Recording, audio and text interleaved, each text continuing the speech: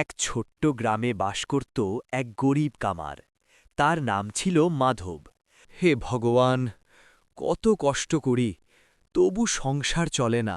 মাধব, আজ একটা দা বানিয়ে দে, টাকা কম, তবু যা দিচ্ছি নে। ঠিক আছে দাদা, মানুষের উপকারই আমার বড় সম্পদ।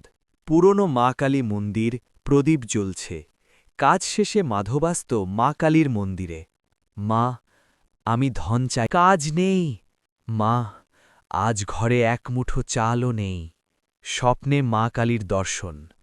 আলো কমে আসে, ধোঁয়া বা নীল আলো। মা কালী গম্ভীর কিন্তু স্নেহভরা কণ্ঠে।